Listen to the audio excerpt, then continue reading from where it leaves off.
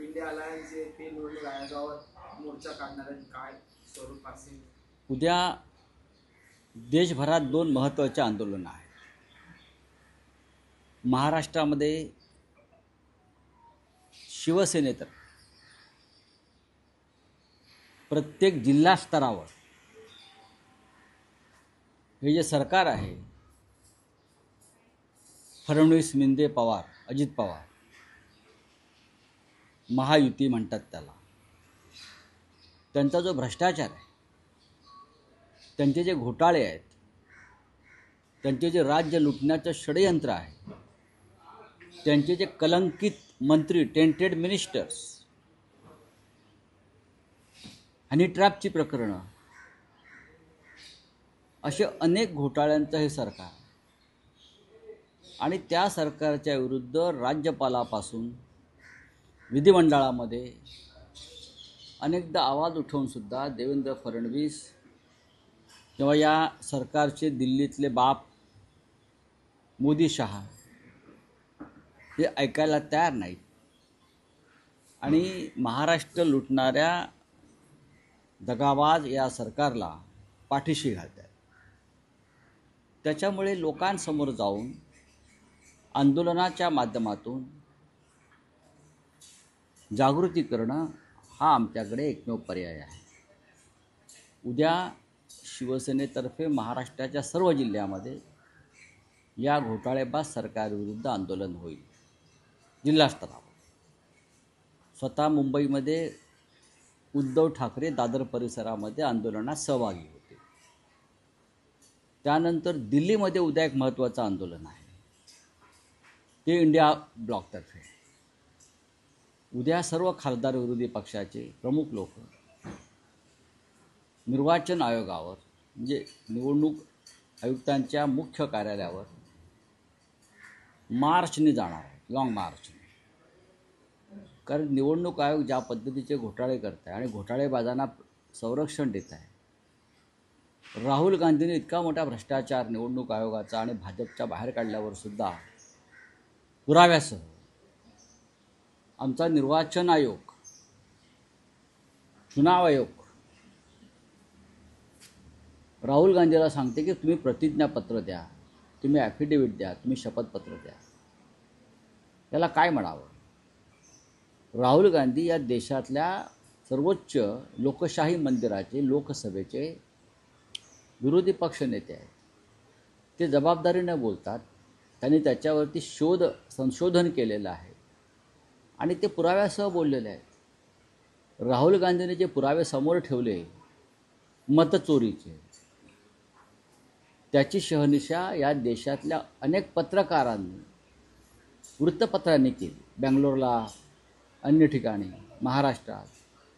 तरीही निवडणूक आयोग जर पुरावे मागत असेल तर त्यांनी डोळ्यावरती पट्टी बांधलेली आहे आणि त्यांच्या तोंडामध्ये बोळा कोंबलेला आहे, हे मला स्पष्ट दिसतं. अशा निवडणूक आयोगाच्या विरोधामध्ये उद्या इंडिया ब्लॉकचा सर्वपक्षीय लॉंग मार्च आहे. आता व्हीव्हीपॅट वगैरे नसणार आहे असं चुनाव आयोगाने सांगितलं आहे. काय आता म्हणजे हाच एक मोठा घोटाळा आहे. व्हीव्हीपॅट म्हणजे आम्हाला एकतर मतदान आम्ही ज्याला करतो आहोत त्याला ते गेलं आहे की नाही, यासाठी व्हीव्हीपॅटची घोषणा किंवा व्यवस्था ही सर्वोच्च न्यायालयाच्या माध्यमातून झालेली. आणि आता निवडणूक आयोग म्हणते आम्ही व्हीव्हीपॅटसुद्धा घेणार नाही, दाखवणार नाही. म्हणजे आमचं मत दिल्यावरती ते कुठे गेलं आहे, कोणाला गेलं आहे, हे आम्हाला कधीच कळणार नाही. आम्हाला अधिकार आहे, माझं मत मी कोणाला दिलं आहे आणि दिलेलं मत कोणाला गेलं हे पाहण्याचा आणि समजून घेण्याचा या भारताच्या घटनेने मला अधिकार दिला आहे. निवडणूक आयोगामध्ये किंवा मतपत्रिकेसंदर्भात किंवा निवडणूक पद्धतीमध्ये इतके घोटाळे आहेत की मोदी, शहा, फडणवीस यांच्यासारखे लोक संपूर्ण निवडणूक ही पैशाच्या आणि सत्तेच्या बळावरती चोरतात, हायजॅक करतात आणि त्या पद्धतीचे एजंट त्यांनी निर्माण केलेले आहेत. काल माननीय शरद पवार यांनी सुद्धा जो एक महत्त्वाचा विषय मांडला की निवडणुकीपूर्वी त्यांना काही लोक भेटले,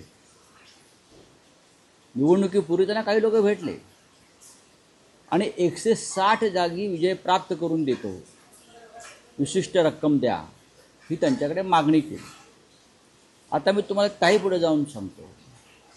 यापैकी काही लोक आम्हाला म्हणजे माननीय उद्धव ठाकरे यांनाही भेटलेले आहेत,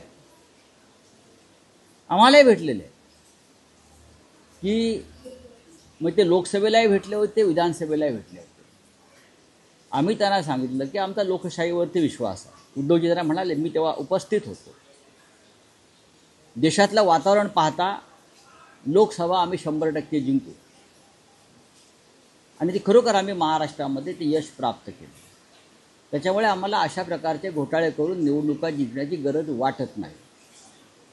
पुन्हाच ते लोक विधानसभेला आले तेव्हा आम्ही त्यांना सांगितलं की लोकसभेत आम्हाला प्रचंड यश प्राप्त झालेलं आहे, विधानसभेत आम्ही नक्की सत्तेवर येतो.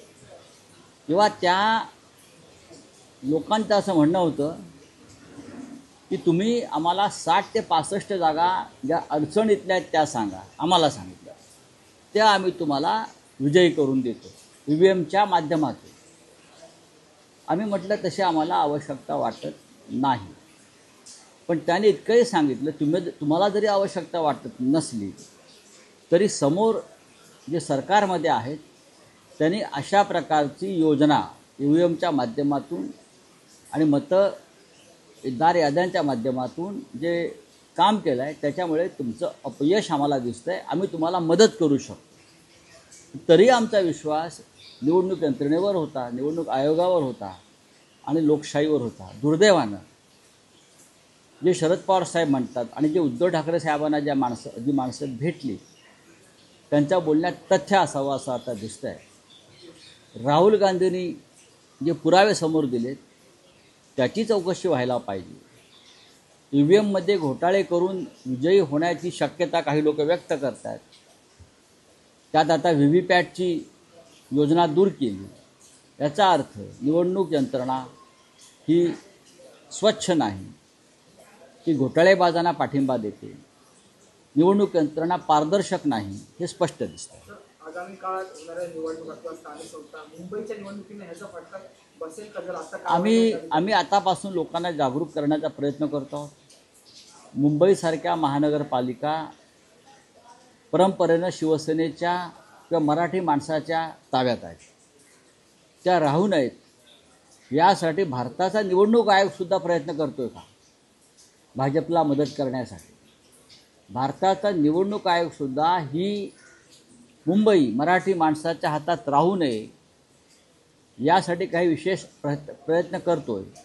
आणि त्याचा भाग म्हणून VVPATची योजना ही रद्द करून एकतर्फी निवडणुका व्हाव्यात असं काय त्यांचं लक्षण दिसतंय का?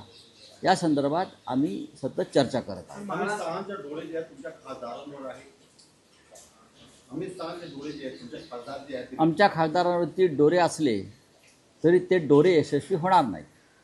चलिए, थँक्यू. हिंदी में कुछ है? महाराष्ट्रात भूतदयेचं राजकारण सुरू झालंय का? आधी माधुरी हत्ती, त्याच्यानंतर कबुतराचा मुद्दा.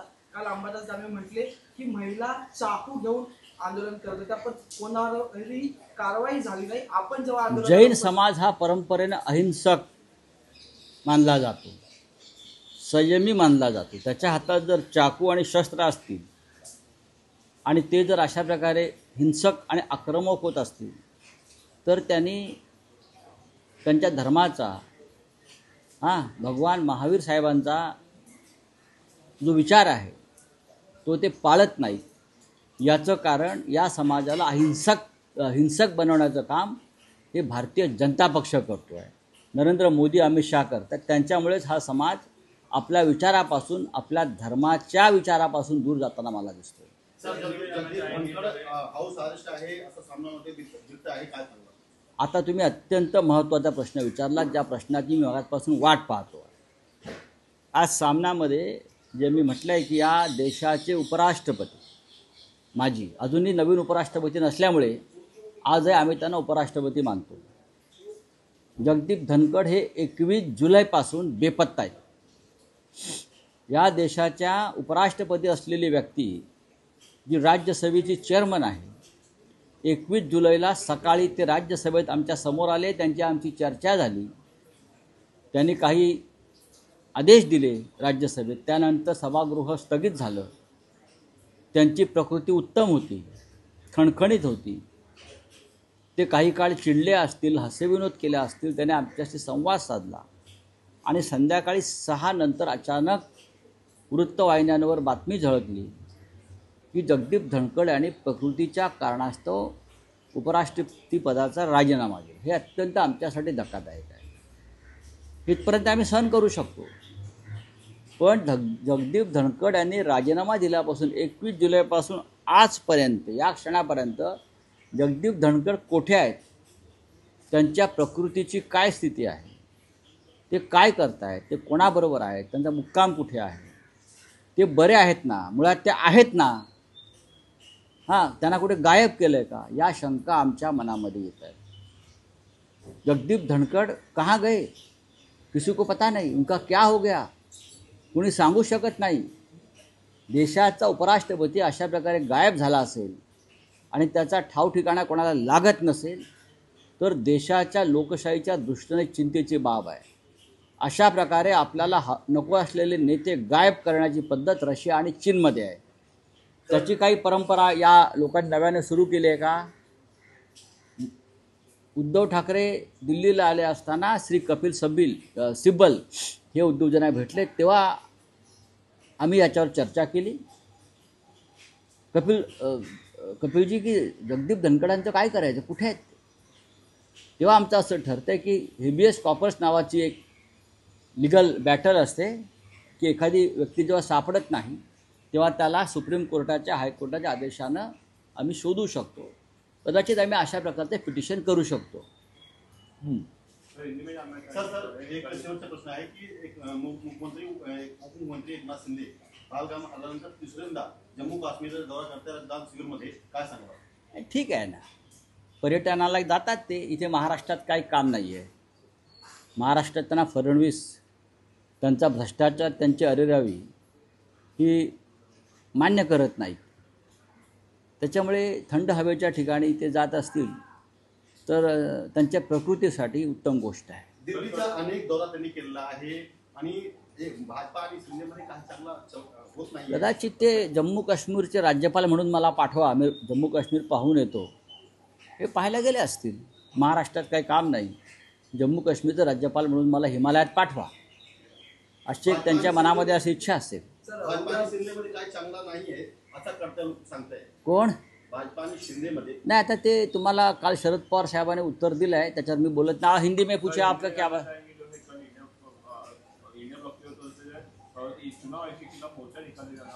कल दिल्ली में निर्वाचन सदन पर चुनाव आयोग के खिलाफ इंडिया ब्लॉक गठबंधन के सभी सदस्य, सभी मेंबर ऑफ पार्लियामेंट्स एक मार्च निकालेंगे.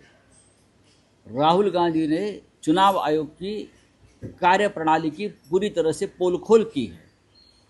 उनका भ्रष्टाचार, उनका घोटाला सामने आया है, चाहे महाराष्ट्र हो, चाहे कर्नाटक हो, चाहे हरियाणा हो, चाहे राजस्थान हो. नरेंद्र मोदी जी प्रधानमंत्री चुनाव आयोग की मदद से बने हैं. मुझे तो लगता है मोदी जी वाराणसी में भी चुनाव हार गए हैं. आपने देखा होगा क्या हुआ था. तो इतने हमने एविडेंस देने के बावजूद चुनाव आयोग हमसे ही सवाल पूछ रही है और हमसे एफिडेविट मांग रही है राहुल जी से. तो ये सबसे बड़ा लोकतंत्र के लिए चिंता की बात है. तो ये तय किया है कि कल सुबह 11 बजे के बाद हम निर्वाचन सदन पर चुनाव आयोग के खिलाफ एक मार्च निकालेंगे और उनको सवाल पूछने की कोशिश करेंगे. गायब है, कहीं तो हाउस अरेस्ट नहीं है, क्या कहें? देखिए, जगदीप धनखड़ देश के उपराष्ट्रपति 21 जुलाई से गायब है. उनका कोई आता पता नहीं, अदृश्य है. 21 जुलाई को शाम को इस्तीफा दिया. सुबह तक तो ठीक थे, सदन में आए, हमसे डायलॉग हुआ, लीडर ऑफ अपोजिशन खड़गे से नोकझोंक हो गई, तो उनकी तबीयत ठीक है. जब नोकझोंक हुई है चेयरमैन साहब की और खड़गे साहब की, तो उनकी तबीयत एकदम कड़क, एकदम परफेक्ट थी और शाम को तबीयत के कारण देकर इस्तीफा दिया. ये ठीक है, होता है राजनीति में. लेकिन 21 जुलाई से आज तक जगदीप धनखड़ जी, हमारे पूर्व उपराष्ट्रपति, कहाँ है, कौन से हालत में है, उनकी तबीयत कैसी है, क्या वो दिल्ली में है या और कहीं है, क्या उनका परिवार उनके साथ है, उनका क्या हो गया, कोई अता पता नहीं है। ये रहस्यमय है।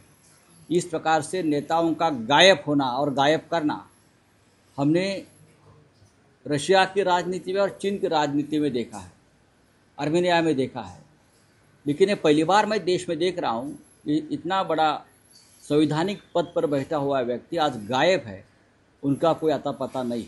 सर, शरद पवार जी ने जो मुद्दा उपस्थित किया है कि हमें चुनाव के पहले 2 लोग मिले थे जिन्होंने कहा था 160 सीटें हम निकाल के लेंगे, किस तरह से देखते हैं? देखिए, उसके बारे में बात ऐसी है, पवार साहब को ये लोग मिले थे, मुझे मालूम है, हमसे बात भी पवार साहब ने की थी। ऐसे ही लोग उद्धव जी को भी मिले थे। उद्धव जी ने कहा कि हमें लोकतंत्र के ऊपर भरोसा है, देश में मोदी सरकार के खिलाफ एक माहौल बना है, लोग नहीं चाहते कि मोदी जी रहेंगे। अभी हम लोकसभा जीत रहे हैं तो आपकी ज़रूरत नहीं है, हम नहीं करेंगे। ये लोकसभा में आए, हम जीत गए तो वापस से विधानसभा चुनाव से पहले आ गए और कहा कि आप कुछ भी कहें, इस बार आपको हरवाने की पूरी तैयारी सामने वाले ने की है, चाहे इलेक्ट्रॉनिक मशीन हो, ईवीएम हो, चाहे वोटर लिस्ट हो, उस माध्यम से वो लोग आपको हराएंगे। हम आपको कम से कम 60 सीट के ऊपर जो आपके लिए आप अड़चन के हैं, हाँ, उसके ऊपर हम मदद करेंगे। फिर भी उद्धव जी बोले नहीं, महाराष्ट्र की जनता ने तय किया है कि बदलाव होगा। वो लोग बोले नहीं नहीं, ऐसा नहीं होगा, सामने वालों ने पूरी तैयारी कर दी है आपको हराने की, और ऐसा ही हो गया। वीवीपैट निकाला जाएगा। अभी उनका है ना, चुनाव आयोग भारतीय जनता पार्टी की एक्सटेंडेड ब्रांच है, जैसे एबीवीपी है, उनका वो क्या हिंद किसान मजदूर यूनियन है, वैसे एक बीजेपी है, हाँ, आरएसएस है, वैसे उनका एक एक्सटेंडेड ब्रांच है भारतीय चुनाव आयोग। Thank you.